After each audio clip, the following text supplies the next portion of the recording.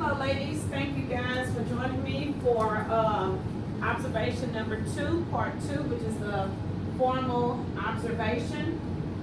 Today, guys, we're going to be looking at we are the focus group, so this is a part of the focus group video. Let's go ahead, and I know that in our last video and even in our introduction, we talked about keywords as one of our focuses. So we want to look at the strategies that we can use. I'm just going to put strategies up here. What are some of the strategies that we want to put in place before we actually review and do a reflection on what we've already tried? So I'm just going to start with number 1. I can get some ideas, and then once we get the strategies, then we'll sit down and we'll talk about each one of them and what can we do and how can we actually put them in place in our classes and with our students. Okay. So what is one thing that what strategy that we can use for the students identifying keywords? How Ms. Taylor mentioned last time, like how we have their annotation keys on the disc, maybe them also Right. having a keyword key. Okay, so an annotation key, we can use it as a model and create. Okay, so I'm gonna use the annotation key as a model, and then we'll create a keywords key per subject. Yes, ma'am. Okay.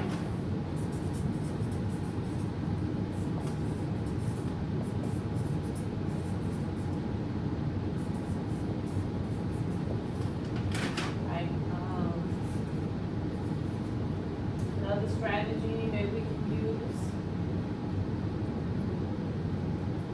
I keep thinking about having different anchor charts, so maybe like having anchors on their desk and different like big anchor charts for them to be able to use.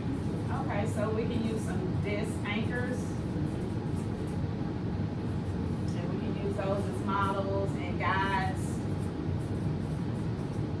Just to keep it at the forefront of the expectation.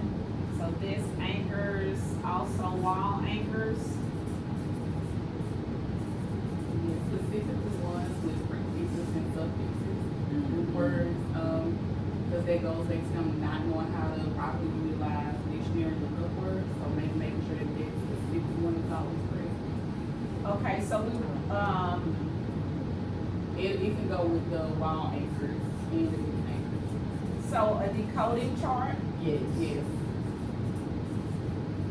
So that way, those keywords, if they don't understand them, they know how to break them down.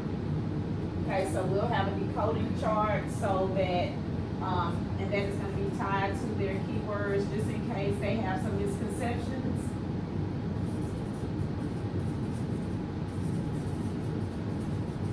So we'll address the misconceptions.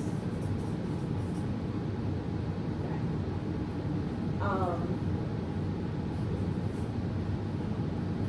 What about graphic organizers? So let's say maybe if we have a text, I just wanna, I'm gonna put graphic organizer here.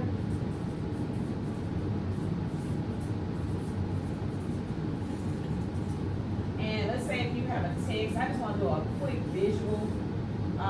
If I have a text here, then maybe on this side, then I can have like per paragraph, they can identify those keywords and actually pair them to that paragraph.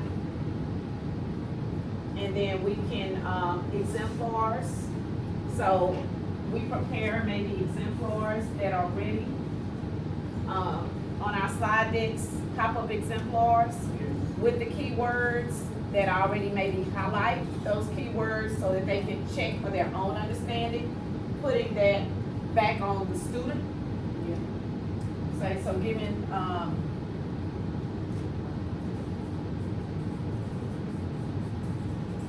so we have some exemplar slides or exemplar pieces within the slide, they can pop up. I'm just gonna put some pop up right here. With the keywords. So that way, they would know which one it is, so they can check for their understanding. Also, making it, more on them to check. Instead of us just giving it to them, they've already tried it. And then,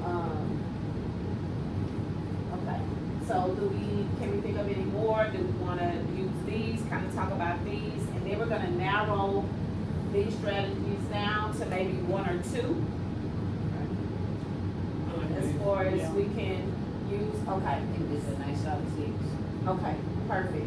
So let's talk about each one of these, how will we implement it? And then we can narrow it down to which one would be most effective. And then, once we figure out which one is gonna be most effective, then we will decide on how we are going to, and I just have another anchor back here. How will we assess it? And how will we collect the data to see if they're using it? Right? So we'll start here, with these strategies, and I do have, I've given everybody, pens, everybody have a pen, and then, do you need any additional paper to make notes on? Okay, so let me, grab that additional, oops, sorry.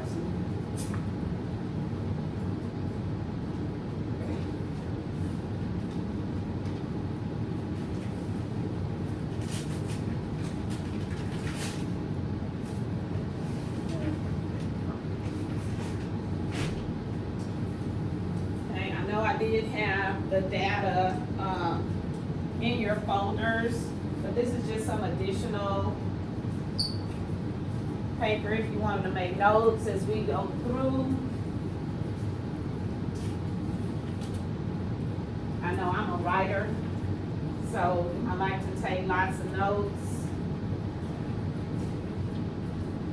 Okay. Thank you. I'll just put these here. Okay, I know we are, thank you again, guys, for taking time out during your lunch break. So, we are kind of enjoying some lunch as we meet. Okay, so let's look at the first one, annotation keys, creating those, keywords, annotation keys for there. And then we look at this, so that could be either the desk anchor or the wall anchor. Yeah, so that's kind of like a 3 for 1. Okay. So do we have any, specifics that we would talk about for the keys? What specifics? So let's look at, math, since we have everybody here. Math, if you had a, keyword, an annotation key, what would you include there? What could we include? And maybe something that the rest of us, I know we have, me who is, Alana Maple, who is social studies and art of thinking. We have Ms. Boucher. So there's science, ELAR to ELAR. So what could we do that maybe could be cross-curricular to yours?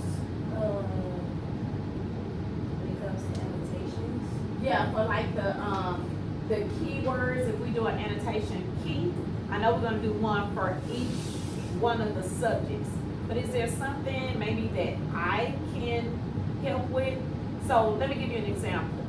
So in reading, you have the plot diagram, right?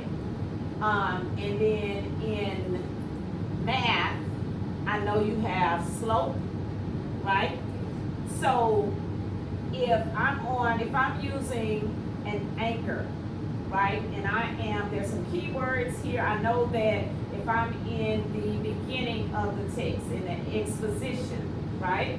So if I'm in the exposition, there's some keywords that tell me that I'm in the exposition, that I'm in the beginning. And then as I move up the chart or up the diagram, and I'm in the rising action, and then I move into the climax, right? So I'm going up in one direction, right?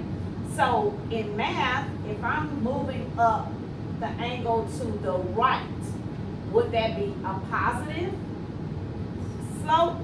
So therefore, so that's something that maybe if it's on your anchor chart, it's one of your keywords, how can I transfer that keyword to ELA, and then they're getting the benefit of your terminology also in ELA. No different than on my map here, where we have the Appalachian Mountains, right?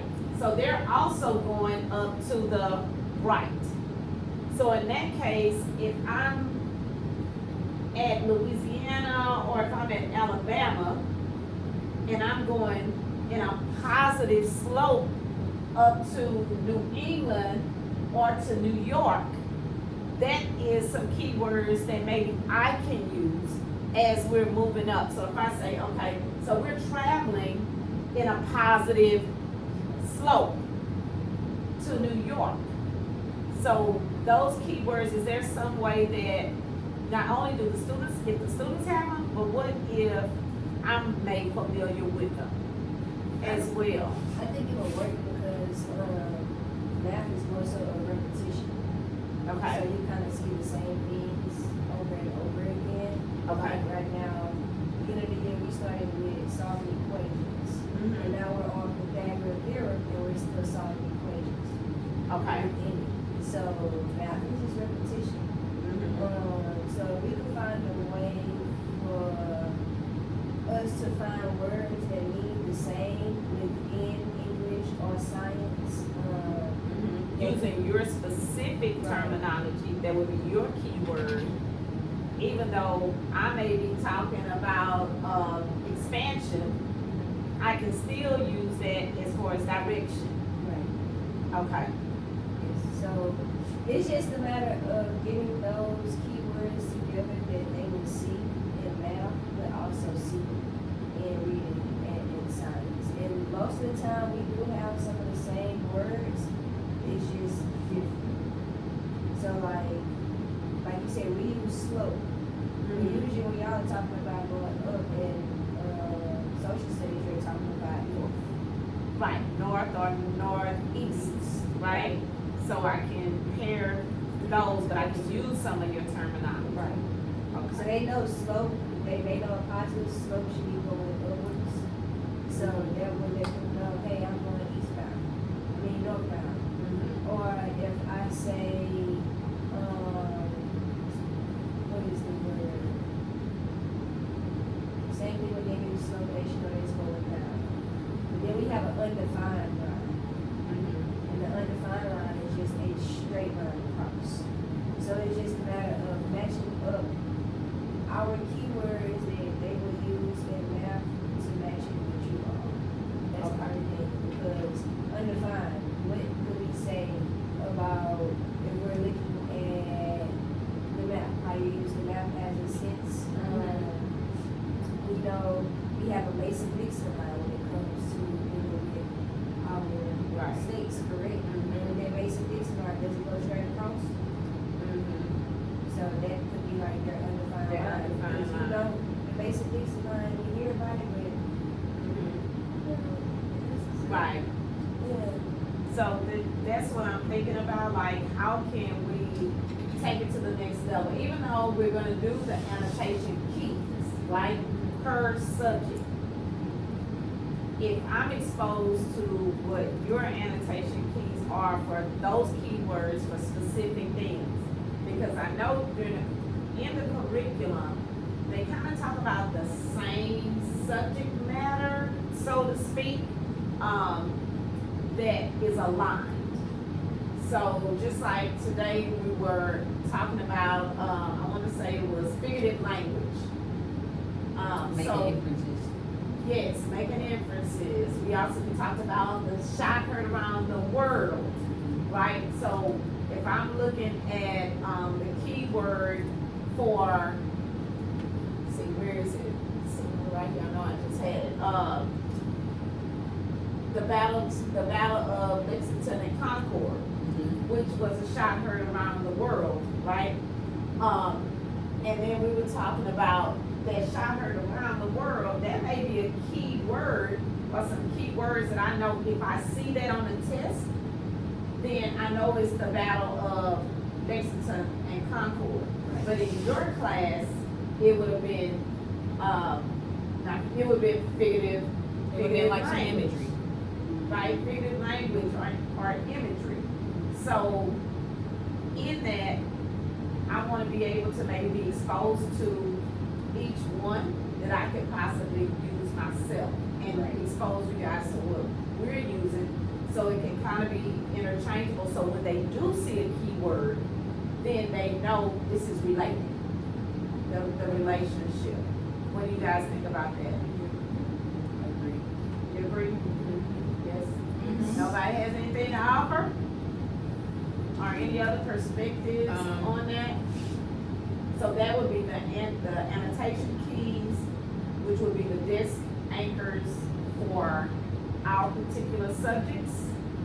But then also, maybe, you know, as we get together and we're exposed to each other's anchors, we know how to interchange that vocabulary. Okay, so after you wrote these down, then you mentioned us like being able to like monitor our progress. So knowing especially like we have a lot of these disadvantaged kids who sometimes don't make it to school. Right. We got some kids who are in the other buildings, right? So how do we ensure that the annotation key is accessible for everybody? You got kids running on Zoom. Absolutely.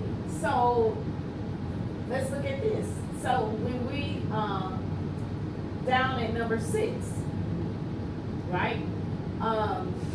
With those exemplars, with the keywords on them, if we put them on our slide decks and they're popped up, those students have access to our slide decks. So that would ensure that the students who are on Zoom could have them, as well as the students that are located in the other building. Y'all agree? Yes. Okay, also, I think it may be possible, to get the charts downstairs, like once we make them, we can probably put them downstairs in the print room, so that those teachers who don't come up to our floor, they'll have access, so they can take them and they can put them on their desk for their students to use, because I think they have all subjects in one class. So, or they can put them in, a folder, so that per class, they will have them accessible to them. Is that, you think that would be a decent idea? Okay, so we talked about the annotation keys that we can have on desk. Is anybody using, interactive notebooks where they can keep their keywords? I haven't this year, because what I found is that, the things that are on the desk along with the anchor chart really, to me, seems more impactful than when I use interactive notebooks in the past, because they serve similar purposes, but y'all can feel free to, like, if you use it, tell me like that. Do they take the interactive notebooks home? Because schedule of practice is like huge, especially for our kids, because, what I notice is that they don't do, or they typically, this is what they tell me, that they are not doing the homework at home. So, if we provide additional schedule of practice, where we're sending it home and they have those anchor charts that they can maybe paste into their interactive notebooks, and they can have some studying time, additional or extended studying time with the keywords. You can even front load. What do you think about that, front loading? Front loading is always a good idea, so I'm always. Okay, So, that could be a strategy, front loading. I would say that, especially with science, I think it kind of goes back with those, with almost like graphic organizing, and then with our desk anchors, I do a lot of brain dumping.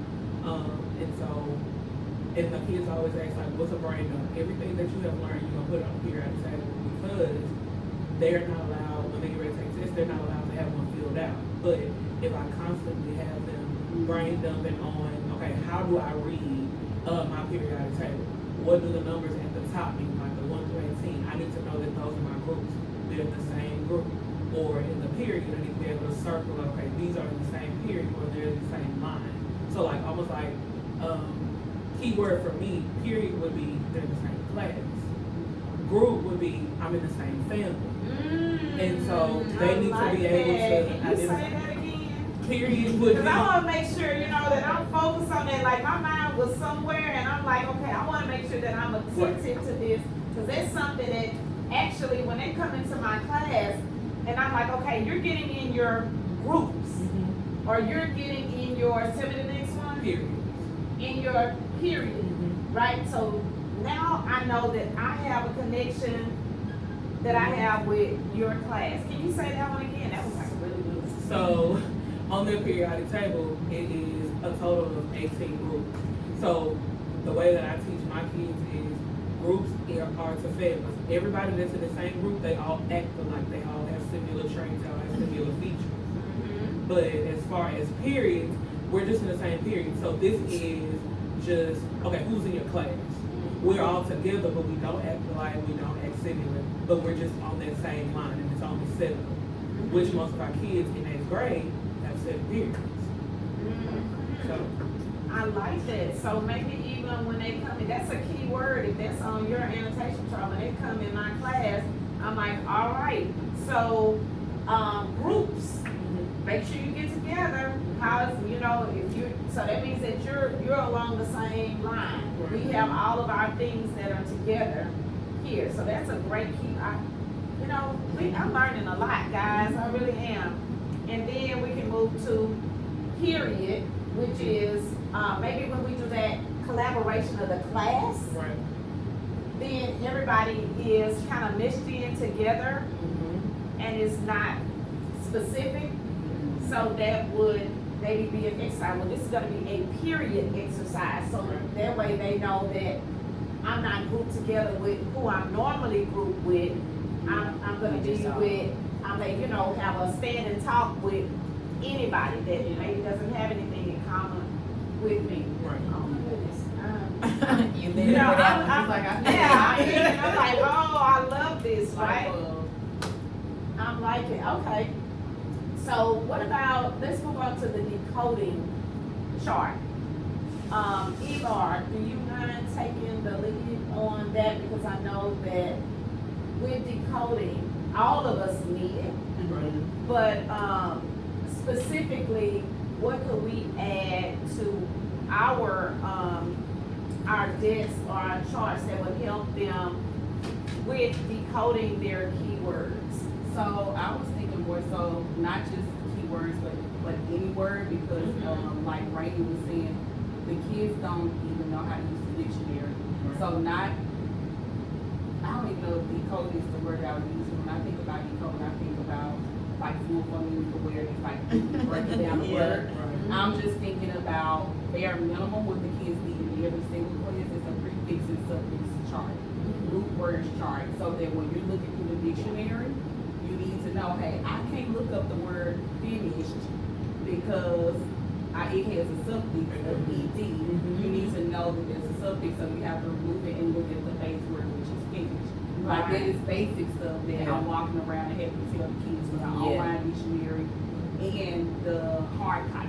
So I'm just thinking that across the board in all places at minimum, we need to have a prefix, suffix, root word chart always available.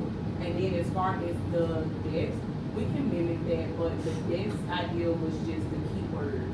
So in Eli, that would be emphasis, infer, imply, explicit, implicit, just the words that we see commonly throughout the assessment questions. Same for science, the same for math, same for social studies.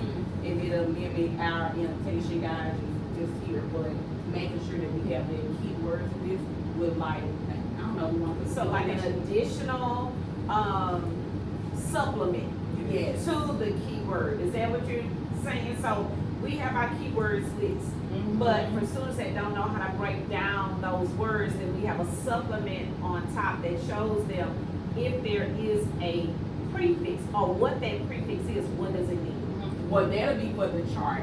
The ones on the desk will be the keywords list, but it'll be the keywords specific to Whatever it your is that you're content that you teaching. know you always see reoccurring like in the questions. Okay. So ELA, it don't matter how many times we look at the STAR test or the DO will. Right. We know we're gonna see in those questions, what does the author emphasize? Right. So one of my keywords on my list, on my desk, I'm gonna make sure I put emphasize on there. What is the author implying? I'm gonna make sure that I have that there and so forth. So the anchor chart with the prefixes, suffixes, and root words is addressing how do they even exercise those dictionary skills. The keywords charts on the desk is just keywords that will help them better answer their questions. Because a lot of times they're not answering properly. Because they don't know how to break it down, Even right? the words that they see consistently, those keywords. Right, okay, so, if I'm, just tell me if I'm hearing what you're saying. So we would have an anchor chart that actually, helps them with the comprehension of those keywords. So if that word is written out, whatever that word may be for your subject, just like implying or, inferencing. Yep. Your keywords for your subject. Right, so Yeah. then if they're having trouble with that or any of the other keywords that they may pull out of the text, then we have a chart that helps them to break that down and have a comprehension of it.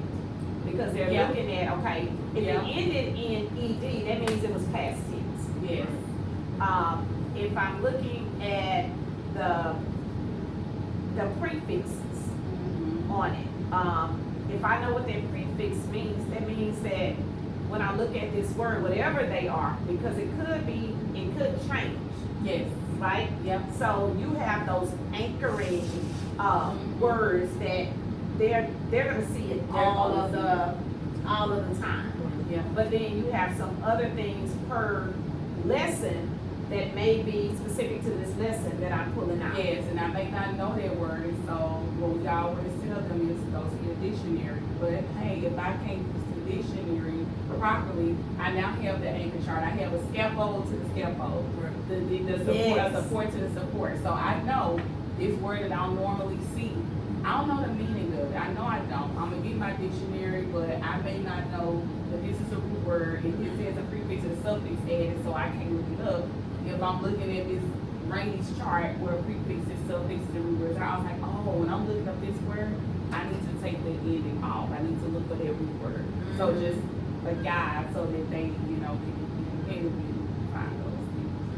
Because if we can't get to the root word if you don't have a comprehension.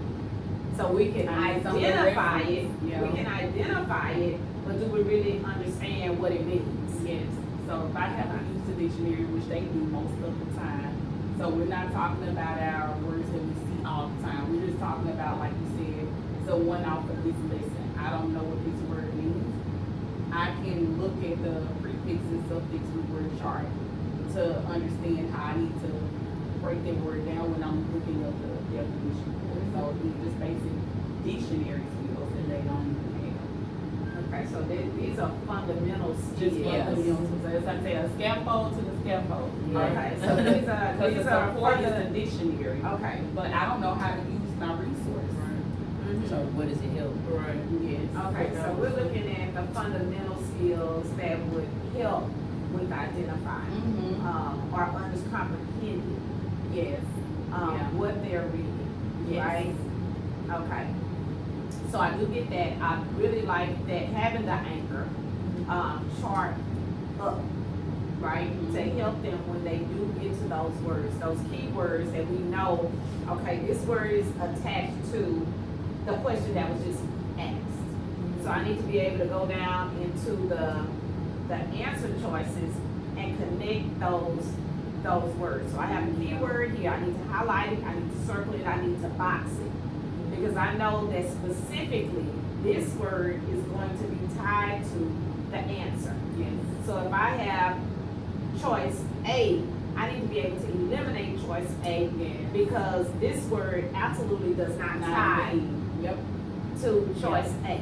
Yeah. Same thing in B, C, or Yes. D.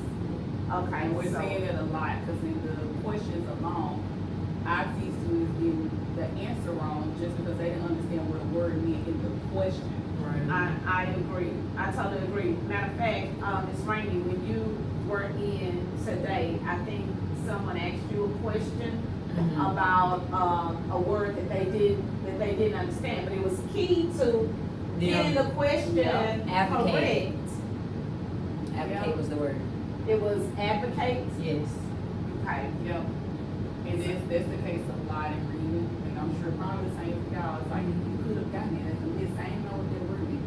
Why did you use the dictionary? I didn't see the dictionary. Did you take off the suffix, the prefix? Didn't know how, They didn't know I don't needed how. to. So I think it would be very beneficial across grade levels to just do the basic one. So it ain't even content specific, just the basic prefix, suffix, chart. Well, I know it was different from there, but then a reading one. So you know, they need that as an accommodation for everybody.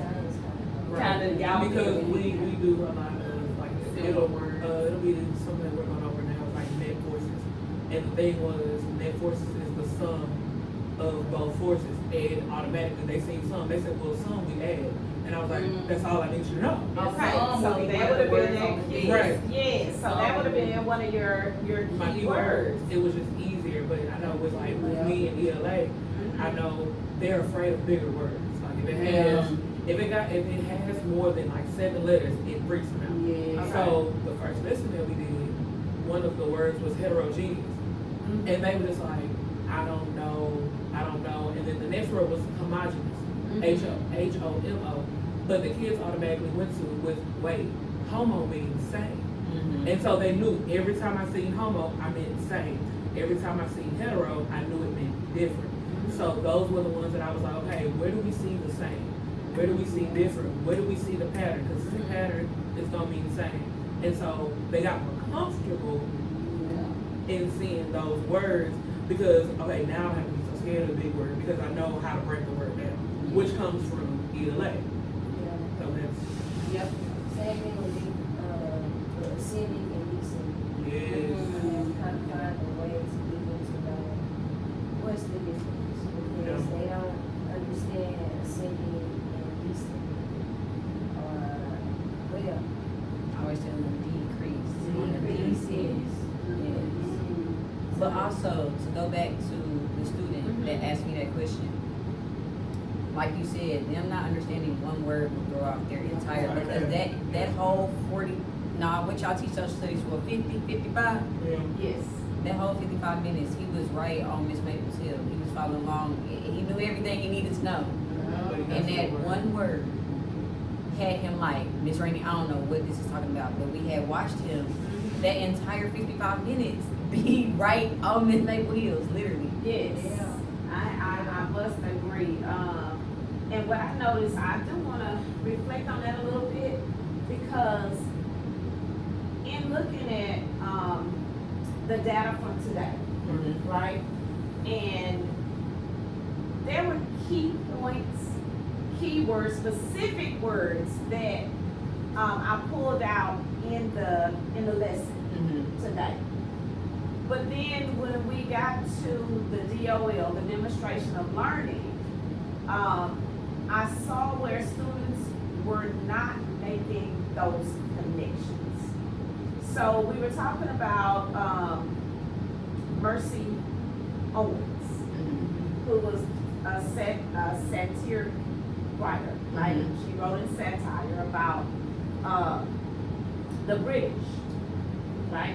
So the key word that I pulled out What? I got so excited. She wrote Yes. So, so she wrote, satire was the key word. Like I highlighted it. I made sure that they knew what it meant in jest, right? Because I want to keep it. One thing I don't want to do, and I think we do have to make sure that we're being cognizant of it. We don't want to water it down so much that we're not on grade level, Yes. right? So we have to keep it on grade level. That's why I'm such a proponent of just having the anchor chart up, Yeah. something that they can, right, something that they can refer to, but I'm not gonna teach to it. Absolutely. So with what we were doing today, we still stayed on academic vocabulary. So it was aligned to the grade level. It was aligned to the curriculum, right? But just in that word alone, when they saw it in a different way, so even though I'm highlighting keywords, I'm boxing it, I got my pop-ups on the screen, the anchor charts are there. When it came down to the demonstration of learning, if that keyword was in a different way, it threw them like totally off. I think it's the transferring of the skills. Like sometimes they can grasp it, And I but you gotta hold their hand through it. As soon Yeah. as you let it go, I'm lost. So now And I I'm think that's an thinking, attention span what strategy could we come up with where those keywords that we want them to be able to identify, what strategy could we come up with that they take the keyword over, but they also have other words that make it, if I see it on the test, they're not gonna give me the same word. They're gonna give it to me in a synonym, or they're gonna position it where it's gonna be an antonym, but I have to know that it is directly tied to my keyword. I do adverbs. Like when I go through and I'm looking at ill and referencing it to our slide deck, and I see, hey, they have this problem in there. Like they have a problem in the slide deck. Sometimes some similar problem on the DLL is a little different. Whether they use a different word, different numbers, on a different side. What I do is I'll ask them a question. So what if it looked like this? What can you say to get them to think about it first before you just jump straight into it? So you're saying increase at-bats that may have similar meanings to it can be worded in a different way, but it's directly tied to that key word. Yeah, so like Right. let's take the word that y'all had problems with today. What was the word? Did you know? Advocate. Advocate. Let's say y'all had been just draining advocate in their head. And then when they get on the test, instead of using advocate, they use helper. How can you make the relationship to those two? So I would say like, what is another word for advocate? You know, and then they'll throw out all these words and yes, you stamp the misconception or stamp what they have taught, and then you tell them, like, you might see this way as well. And they be like, okay. And then when they see it, some people be like, Miss, the word is not here. And I be like, look for Right. your other words. Look for the same meaning. Look for your synonyms, you know? So that is kind of what I do with math. When I have something that I know they're going to be tested on and don't want to make a new problem, I'll just add that. What if? Give them a what if type of deal. So do you think that could be something for number 5, that strategy with the graphic organizer, where you can have the keyword and then those what ifs? You know, what if you see it a different way?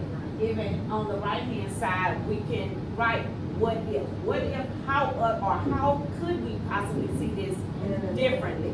How could it be worded differently, but it's still tied back to the same concept? It also shows up for ELA in our exemplars, because a lot of the time, when Rainey and I are picking our exemplars to display for the students, right, we can't say all of the answers or the exact answers, so a lot of times I tell them, your answer should not be identical to Ms. Taylor, but it should be similar, right? So they automatically have to paraphrase. Yeah. Automatically, they're having to paraphrase what they see for our exemplar, so that helps a whole lot as well. I would say, especially for science, I was looking at the wall anchors, but I'm definitely more on the exemplar slides, because before I even start my lesson, I break down my learning objective, and I find what does the teacher want me to do, whether it's explain, whether it's describe, whether it's to illustrate, analyze. Right, so I will box in that word, but I will already go ahead A keyword. and I will box in the keyword, and then I will go and be like, okay, let me put this word in their terms. So, like yesterday, I just said what the teacher was. I said, I want you to be able to spot the patterns. And they were just like, okay, so as they were going through, they were like, oh, that's a pattern. Oh, that's a pattern. And I said, what are you doing? And they said, oh, I'm spotting my pattern. But I said, okay, so what's the other word that we use, what was up under spot? And they said, oh, we identifying.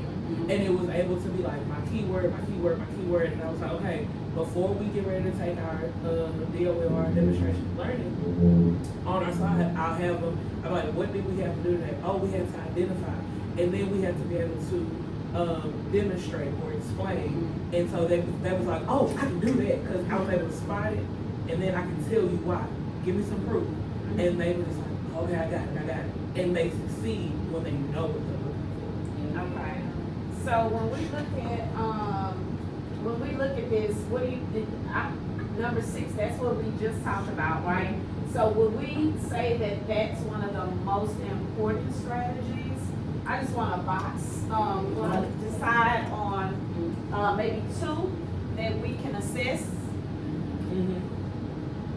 So I feel like everything above 6 kind of goes with 6, if that makes sense. See the anchors. Because we deal a lot already with anchor charts in our The exemplar. signs. Okay, Yes. so we have exemplar pop-ups, so that way we can highlight keywords and model, right? Okay, so with those pop-ups, that's pretty much modeling what we expect.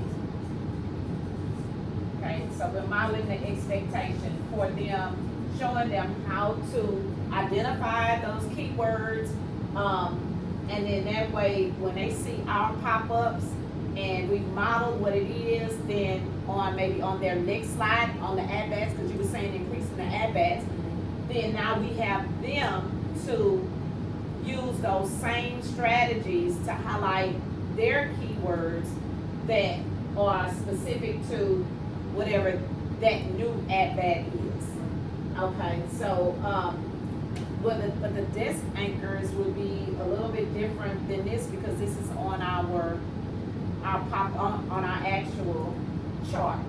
So which one of these do you think, might be another strong strategy that we can use?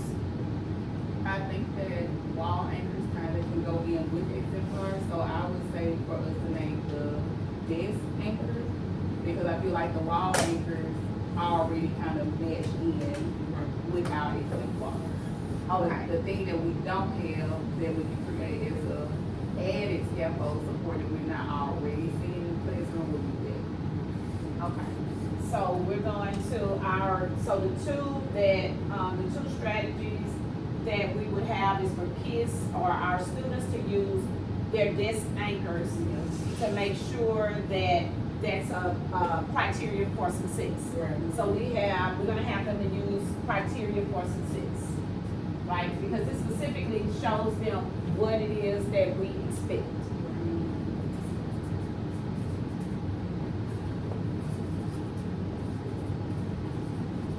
With the anchor charts, and then, with the exemplars slide pop-ups. So how will we know if these strategies are working.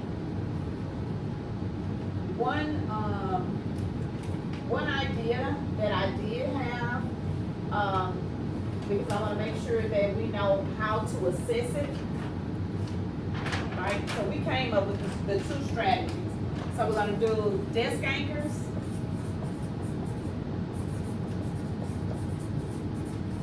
And then we're also going to do the exemplar pop-ups.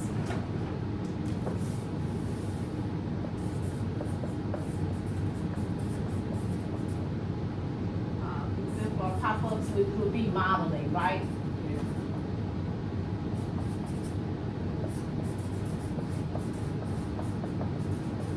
And they're gonna use this modeling to actually, show us if they are actually grasping the skill, right?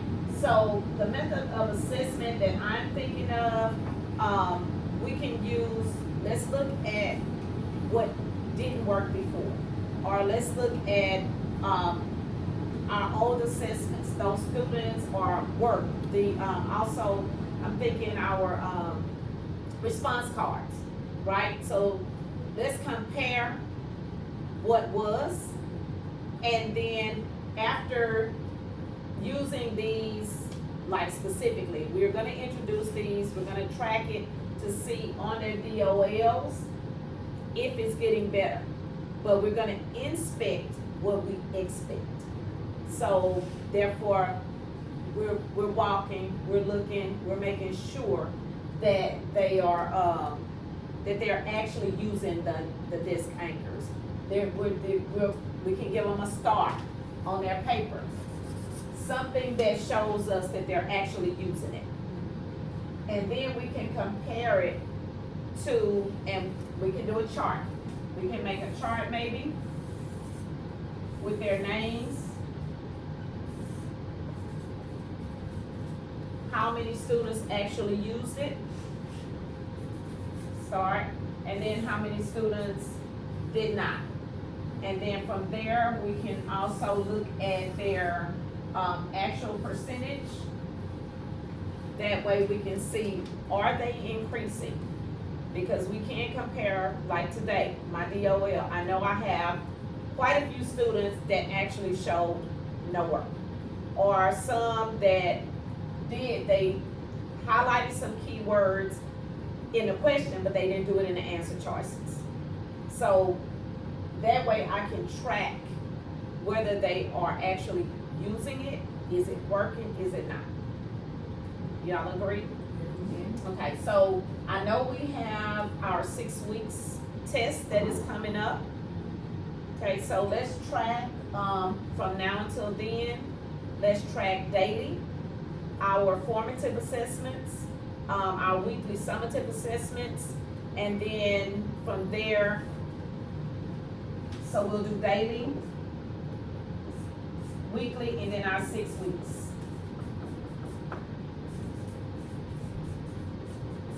And then our 6 weeks, our final summative.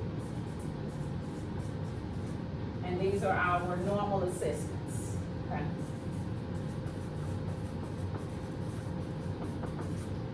And then we'll come back together to discuss. Are we good? Ms. Meacham, I know that you were our timekeeper. Yes. Okay. We're good? Okay. All right, guys, so we're gonna look at this, and then we're gonna come back together and see if what we're doing has increased achievement, and what we can do differently, okay? All right, that'll work? Okay. All right, thank you guys, and we can close out, and then we'll come back for reflections after we've done the work, okay? All right, so this will conclude observation video, number 2, focus group, formal observation. You guys are welcome to grab any more